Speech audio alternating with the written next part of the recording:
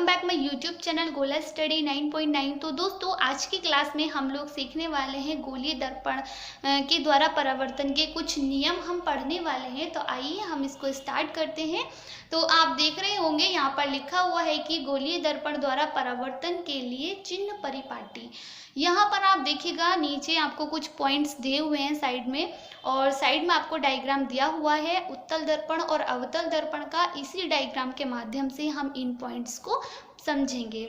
तो मैं आपको बताना चाहती हूँ, ये जो पॉइंट्स आपको दिए हुए हैं आप इसको अच्छे से पढ़िएगा, क्योंकि जब हम न्यूमेरिकल क्वेश्चन करेंगे तो इसका बहुत ज़्यादा यूज़ होने वाला है।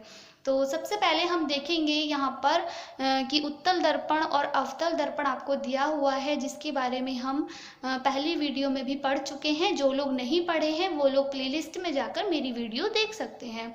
तो यहाँ पर हम एक बार फिर से रिमाइंड कर सकते हैं कि जो पॉइंट P होता है दर्पण में, उसको हम मूल बिंदु या हम इसको ध्रुव बोलते हैं, और जो हमारा F होता है उसको हम फोकस बोलते हैं, और जो हमारा C होता है उसको हम वक्रता केंद्र बोलते हैं। अब आप देखिएगा यहाँ पर O और O' दिया हुआ है, जिसको हम वस्तु बोलेंगे, और इसका जो प्रतिबिंब बनता है उसको हम I' से प्रदर्शित करते हैं। तो इतना तो हम समझ चुके थे पहली वीडियो में भी। अब हम इसके पॉइंट्स देखेंगे। तो आप देखिएगा पॉइंट नंबर 1 आपको दिया हुआ है कि वस्तु सदैव दर्पण के बाईं ओर रखी जाती है, अर्थात दर्पण पर वस्तु से प्रकाश बाईं ओर से आपतित होता है। तो यहाँ पर भी आप देखिएगा, आपका उत्तल दर्पण हो या अवतल दर्पण हो, उसमें जो वस्तु रखी जाती है हमेशा दर्पण के साइड ही रखी जाती है, या हम बोल सकते हैं कि बाईं ओर रखी जाती है।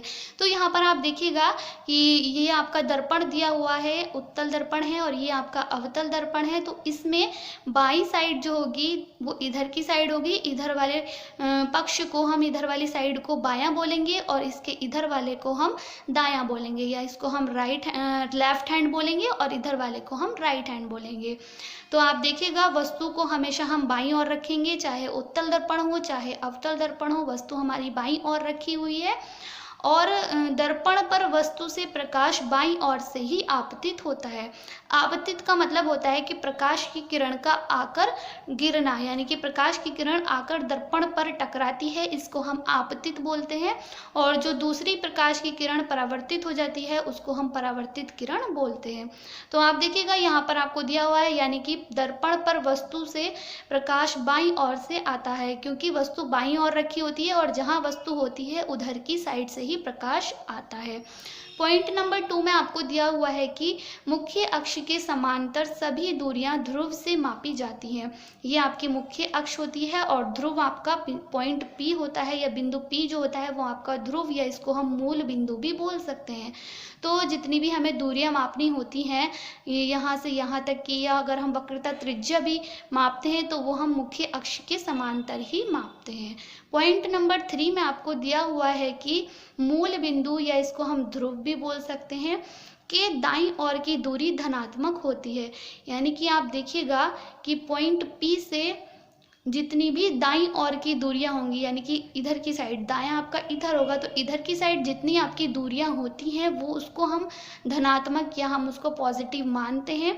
तो यहाँ पर तो अवतल दर्पण में हमें दर्पण के पीछे की कोई दूरी नहीं दी होती है, और उत्तल दर्पण में जब आप देखेंगे तो यहाँ से, यानी कि पॉइंट P से पॉइंट F तक का जो डिस्टेंस होगा उसको हम धनात्मक रखेंगे, यानी कि पॉजिटिव रखेंगे, और पॉइंट P से पॉइंट C तक का जो डिस्टेंस होगा उसको भी हम पॉजिटिव रखेंगे।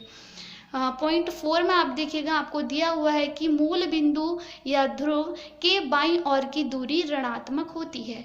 यानी कि आप देखिएगा इसका अपोजिट हो जाएगा, दाईं ओर की धनात्मक होती है तो बाईं ओर की ऋणात्मक हो जाएगी। यहाँ पर आप देखिएगा पॉइंट P से पॉइंट F तक का जो डिस्टेंस होगा उसको हम माइनस में रखेंगे, और पॉइंट P से पॉइंट C तक का ये जो डिस्टेंस है इसको भी हम माइनस में रखेंगे। तो अब आप देखिएगा कि पॉइंट P से और पॉइंट F तक की जो दूरी होती है, यानी कि ध्रुव से फोकस तक की जो दूरी होती है, उसको हम F से प्रदर्शित करते हैं, या हम बोल सकते हैं इसको हम F से रिप्रेजेंट करते हैं। और अब आप देखिएगा कि पॉइंट P से पॉइंट C तक का जो डिस्टेंस होता है उसको हम R से रिप्रेजेंट करते हैं। यहाँ से यहाँ तक का जो जितना भी आपका डिस्टेंस होगा पॉइंट P से पॉइंट C तक का, इसको हम R से लिखेंगे। इसी तरह से हम उत्तल दर्पण में भी करते हैं कि पॉइंट P से पॉइंट F तक का जो डिस्टेंस होता है इसको हम स्मॉल f से लिखेंगे, और पॉइंट P से पॉइंट C तक का जितना भी डिस्टेंस होगा उसको हम R से लिखेंगे। अब आप देखिएगा कि पॉइंट P से और वस्तु तक की जो दूरी होती है उसको हम U से लिखते हैं।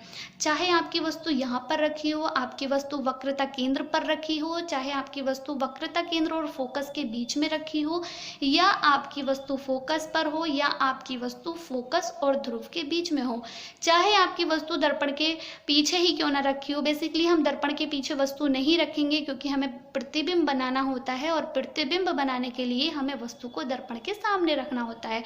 तो यहाँ पर दर्पण के सामने अगर हम कहीं भी वस्तु को रखते हैं तो ध्रुव से लेके वस्तु तक की जो दूरी होती है उसको हम U से हम उसको लिखते हैं। अब आप देखिएगा कि वस्तु से ध्रुव तक की दूरी या ध्रुव से वस्तु तक की जो दूरी होती है उसको हम U से लिखते हैं। अब आप देखिएगा कि ध्रुव से प्रतिबिंब तक की जो दूरी होती है उसको हम V से लिखते हैं। स्मॉल v से जो हम लिखते हैं P से प्रतिबिंब तक की जो दूरी होती है, यानी कि पॉइंट P या ध्रुव जिसको हम बोल रहे हैं, या इसको हम मूल बिंदु भी बोल सकते हैं। तो यहाँ से और जहाँ भी आपका प्रतिबिंब बन रहा होता है वहाँ तक का जो डिस्टेंस होता है उसको हम V से लिखते हैं। तो आपको ध्यान रखना है, इसमें दो चीज़ें आपको बहुत अच्छे से ध्यान रखनी है कि ध्रुव से वस्तु तक की दूरी U से लिखेंगे, और ध्रुव से प्रतिबिंब तक की दूरी को हम V से लिखेंगे। स्मॉल v और स्मॉल u का हम यूज़ करेंगे। तो अब आप देखिएगा कि अगर वस्तु हमारी उत्तल दर्पण में रखी है तो आप बताइएगा कि V जो होगा आपका V, उसको हम धनात्मक लिखेंगे या उसको हम ऋणात्मक रखेंगे। तो यहाँ पर आप देखिएगा कि जो प्रतिबिंब आपका बन रहा है वो दर्पण के पीछे बन रहा है, और हम जानते हैं कि राइट साइड में जितनी भी डिस्टेंस होती हैं उसको हम धनात्मक लिखते हैं, यानी कि हम P से यहाँ पर I तक का जो डिस्टेंस होगा यानी कि V को हम यहाँ पर प्लस में लिखेंगे। और यहाँ पर अगर आपका प्रतिबिंब बनता है, आपकी वस्तु फोकस और वक्रता केंद्र और अनंत के बीच में रखी हुई है, तो आपका प्रतिबिंब जो बनेगा वो यहाँ पर आपका प्रतिबिंब बनेगा, यानी कि उल्टा आपका प्रतिबिंब बनेगा, फोकस और वक्रता केंद्र के बीच में ही बनेगा। तो यहाँ से या ध्रुव से प्रतिबिंब तक का जो डिस्टेंस होगा यानी कि V की जो दूरी होगी, यहाँ पर हम इस तरह से लिख सकते हैं कि जो आपकी V की दूरी होगी उसको हम यहाँ पर माइनस में लिखेंगे। क्यों? क्योंकि ये दर्पण की बाईं ओर की दूरी है, या हम इसको लेफ्ट साइड भी बोल सकते हैं। तो यहाँ से यहाँ तक का डिस्टेंस आपका -V होगा, और यहाँ से यहाँ तक का डिस्टेंस आपका प्लस का V होगा। तो इस बात को आप बहुत अच्छे से ध्यान रखिएगा, कहाँ पर V प्लस का होगा और कहाँ पर V आपका माइनस का होगा।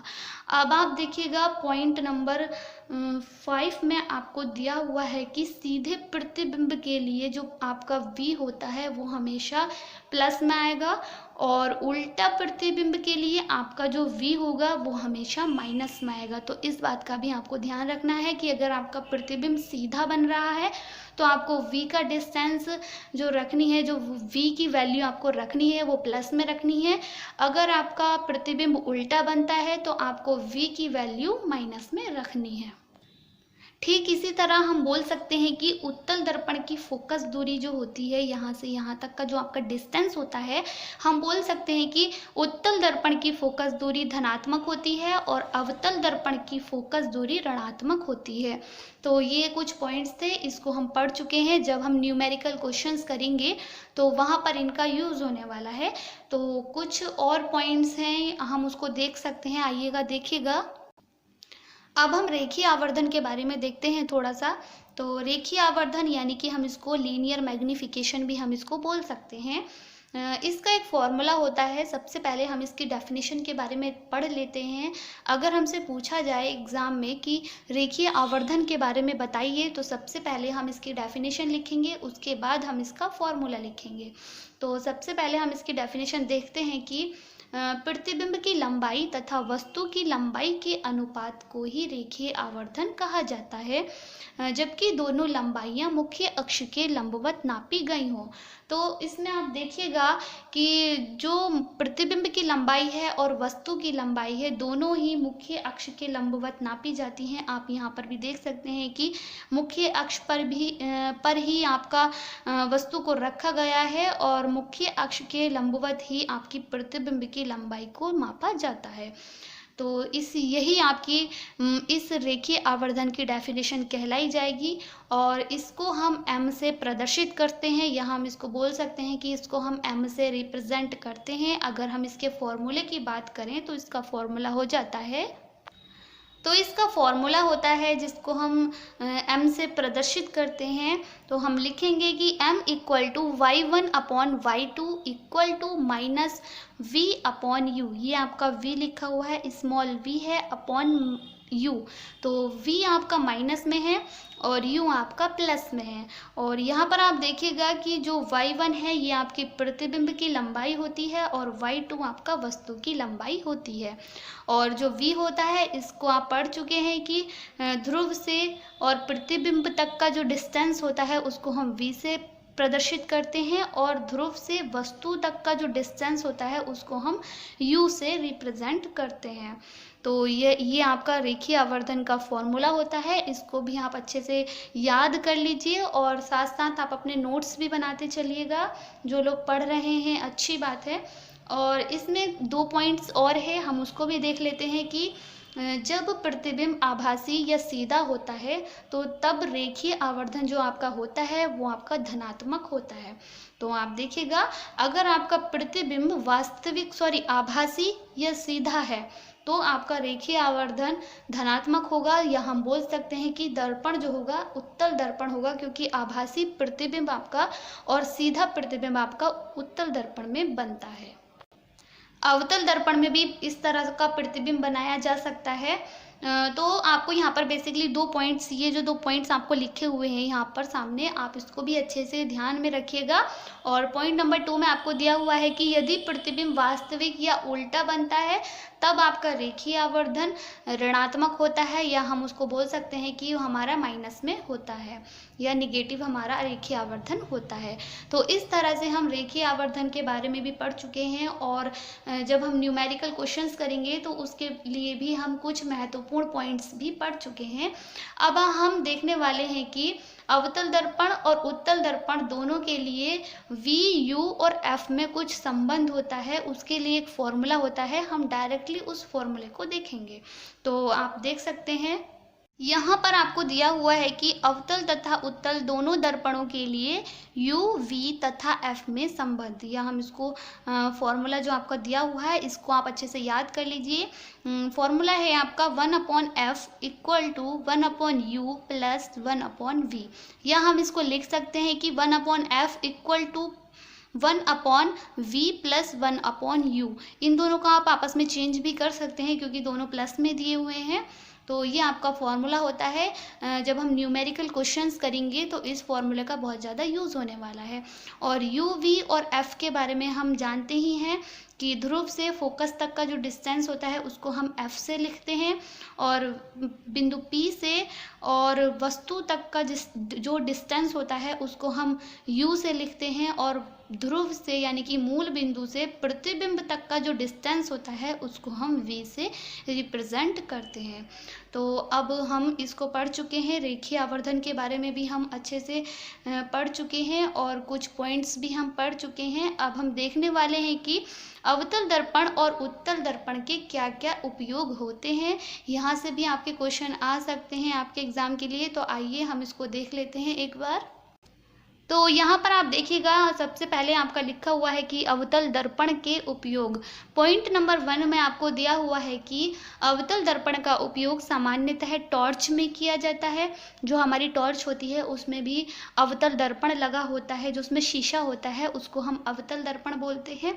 सर्च लाइट होती है उसमें भी अवतल दर्पण का प्रयोग किया जाता है। और वाहनों की जो हेडलाइट होती है उसको हम अग्रदीप भी बोल सकते हैं। जैसे ट्रक होता है, कार होती है और बाइक वगैरह जो होती है उनकी जो हेडलाइट होती है उसमें अवतल दर्पण का प्रयोग किया जाता है। पॉइंट नंबर 2 में आप देखिएगा कि चेहरे का बड़ा प्रतिबिंब देखने के लिए यानी कि शेविंग जो मिरर होते हैं उनमें भी अवतल दर्पण का ही प्रयोग किया जाता है। इसमें क्या होता है कि हम वस्तु को यानी कि अपने चेहरे को दर्पण के ध्रुव और मुख्य फोकस के बीच में रखते हैं। जब हम शेविंग करते हैं तो उस टाइम हमारा जो प्रतिबिंब बनता है वो बहुत बड़ा बन जाता है, या हम बोल सकते हैं कि दर्पण के पीछे बनता है। तो इस तरह से पॉइंट नंबर 2 में हम पढ़ चुके हैं कि अवतल दर्पण का प्रयोग शेविंग मिरर में भी किया जाता है। पॉइंट नंबर 3 में आपको दिया हुआ है कि दंत विशेषज्ञों के द्वारा मरीजों के दांतों का बड़ा प्रतिबिंब देखने के लिए भी अवतल दर्पण का प्रयोग किया जाता है। यहाँ बोल सकते हैं कि जो आँख के डॉक्टर होते हैं या गले के जो डॉक्टर होते हैं वो जो हमारे मुंह में टॉर्च डाल के जो हमारे अंदर का देखते हैं, मुंह के अंदर का, उसमें जो टॉर्च में जो शीशा होता है वह भी आपका अवतल दर्पण का बना होता है। पॉइंट नंबर 4 में आप देखिएगा कि सौर भट्टियों में सूर्य के प्रकाश को केंद्रित करने के लिए भी अवतल दर्पण का प्रयोग किया जाता है। पॉइंट नंबर 5 में आप देखिएगा कि टेबल लैंप जो होते हैं, जो हम स्टडी टेबल पर जो रखे होते हैं टेबल लैंप, तो उसमें भी अवतल दर्पण का प्रयोग किया जाता है। स्टीमर जो होते हैं उनमें भी अवतल दर्पण का प्रयोग किया जाता है। और रेलवे जो इंजन होते हैं उसकी हेडलाइट में भी अवतल दर्पण का ही प्रयोग किया जाता है। अगर आपके एग्जाम में क्वेश्चन पूछा जाए कि आप बताइए कि अवतल दर्पण के क्या क्या उपयोग होते हैं हमारे दैनिक जीवन में, तो आप इन पॉइंट्स को लिख सकते हैं। ठीक ऐसे ही आप देखिएगा यहाँ पर उत्तल दर्पण के भी उपयोग होते हैं। तो आप सबसे पहले देखिएगा कि जो हमारी कार जो होती है, जो बस वगैरह होती है, उसमें ड्राइवर की साइड में एक शीशा लगा होता है, उस शीशे में उत्तल दर्पण का प्रयोग किया जाता है। और जो स्ट्रीम लाइट होती हैं या स्ट्रीट लाइट जो होती हैं आपकी गली में जो रोड के किनारे जो लगी होती हैं उसमें उत्तल दर्पण का प्रयोग किया जाता है।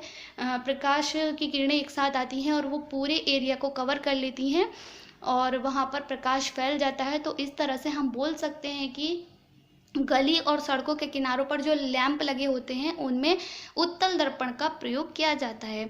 तो बेसिकली आपको ध्यान रखना है कि जो कार वगैरह होती हैं उनकी जो हेडलाइट होती है उसमें अवतल दर्पण का प्रयोग किया जाता है, यानी कि कॉनकेव मिरर का यूज़ होता है। और जो ड्राइवर के साइड में जो शीशा लगा होता है उसमें उत्तल दर्पण यानी कि कॉन्वेक्स मिरर का उसमें यूज़ किया जाता है। उसमें क्या होता है कि पीछे आने वाली गाड़ियों का उसमें प्रतिबिंब दिखाई देने लगता है, वो बहुत सारे एरिया को कवर कर लेती है। छोटा प्रतिबिंब दिखाई देता है, लेकिन वस्तु अगर बड़ी भी है तो उसका प्रतिबिंब हमें उस दर्पण में दिखाई दे जाता है। तो इस तरह से हम दर्पण का उपयोग भी पढ़ चुके हैं। अब हम कुछ न्यूमेरिकल क्वेश्चंस करेंगे। आप देखिएगा क्वेश्चन आपको दिया हुआ है कि 16 सेंटीमीटर फोकस दूरी के अवतल दर्पण के सामने एक वस्तु 8 सेंटीमीटर की दूरी पर रखी हुई है। तो आपको बताना है कि वस्तु का प्रतिबिंब दर्पण से कितनी दूरी पर बनेगा।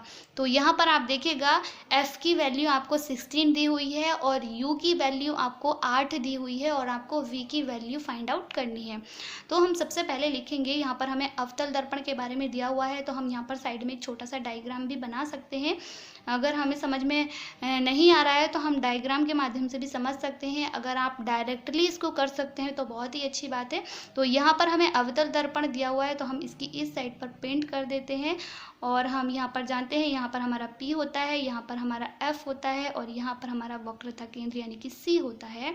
तो आप देखिएगा कि P से F तक का जो डिस्टेंस है उसको हम F से लिखेंगे। तो F हमारा दिया हुआ है 16 सेंटीमीटर। और आप ध्यान रखिएगा कि अवतल दर्पण में जो ये आपकी दूरियां होती हैं उसको हम माइनस में लिखते हैं। तो यहाँ पर हमारा माइनस हो जाएगा क्योंकि दर्पण के बाईं ओर की जितनी भी दूरियां होती हैं वो हमारी ऋणात्मक होती हैं।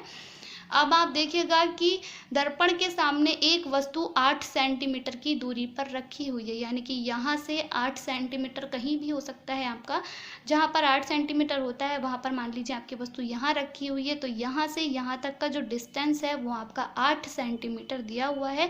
तो वस्तु की दूरी को हम u से रिप्रेजेंट करते हैं और यहाँ पर हम माइनस का 8 लिखेंगे, क्योंकि दर्पण के सामने बाईं ओर जितनी भी दूरियां होती हैं उसको हम माइनस में लिखते हैं। अब हमसे पूछा गया है कि वस्तु का प्रतिबिंब दर्पण से कितनी दूरी पर बनेगा। ये हमें नहीं पता है कि इसको हम प्लस में रखेंगे या इसको हम माइनस में रखेंगे, तो हम यहाँ पर लिखेंगे v equal to question mark, यानी कि v की वैल्यू हमें फाइंड आउट करनी है।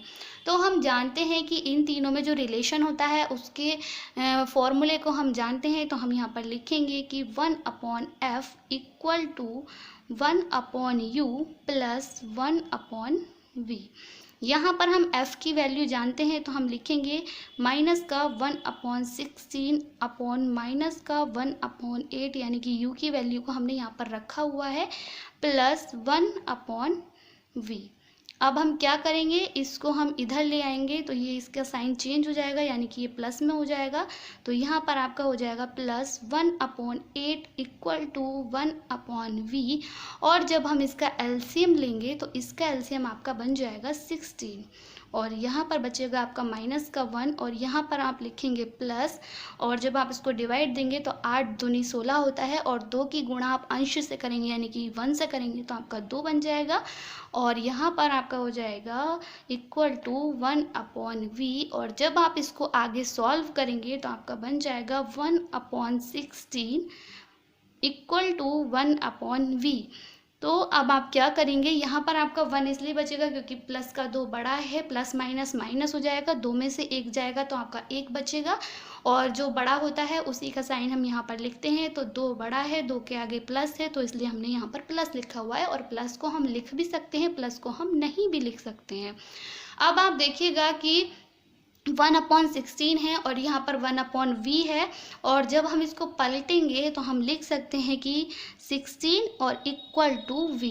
तो हम यहाँ पर बोल सकते हैं साइड में कि v की जो वैल्यू है वो 16 है, यानी कि 16 सेंटीमीटर, 16 सेंटीमीटर, और ये हमारी प्लस में आई है। तो हम बोलेंगे कि जो प्रतिबिंब बनेगा यानी कि प्लस में है, और दर्पण की राइट साइड की जो वैल्यू होती है वो आपकी प्लस में होती है, तो हम बोलेंगे कि प्रतिबिंब हमारा दर्पण के पीछे बनेगा, और कितनी दूरी पर बनेगा, 16 सेंटीमीटर की दूरी पर बनेगा। तो यहाँ पर हमसे क्वेश्चन में बस यही पूछा गया है कि प्रतिबिंब दर्पण से कितनी दूरी पर बनेगा, तो हम यहाँ पर थ्योरी में लिख सकते हैं कि प्रतिबिंब दर्पण से 16 सेंटीमीटर की दूरी पर बनेगा। अगर हमसे पूछा जाता है कि प्रतिबिंब की स्थिति भी बताइए या प्रतिबिंब की प्रकृति भी बताइए कि प्रतिबिंब किस प्रकार का बनेगा, तो हम लिखेंगे कि प्रतिबिंब दर्पण के पीछे बन रहा है, और अवतल दर्पण में जब प्रतिबिंब दर्पण के पीछे बनता है तो प्रतिबिंब सीधा बनता है। तो हम यहाँ पर लिख सकते हैं कि प्रतिबिंब हमारा सीधा बनेगा, आभासी बनेगा, दर्पण के पीछे बनेगा, और दर्पण से 16 सेंटीमीटर की दूरी पर बनेगा। ये आपका आंसर आ चुका है। तो इसी तरह से हम कुछ और क्वेश्चंस करेंगे नेक्स्ट वीडियो में। आज के लिए इतना ही काफ़ी है, और मैं आप लोगों से बताना चाहती हूँ कि यदि आपको मेरा पढ़ाया हुआ अच्छा लग रहा है या मेरी वीडियोज़ अच्छी लग रही है तो आप इसको लाइक कीजिए, अपने दोस्तों में शेयर करते रहिएगा, और साथ ही साथ मेरे चैनल को सब्सक्राइब भी कीजिएगा। Thank you.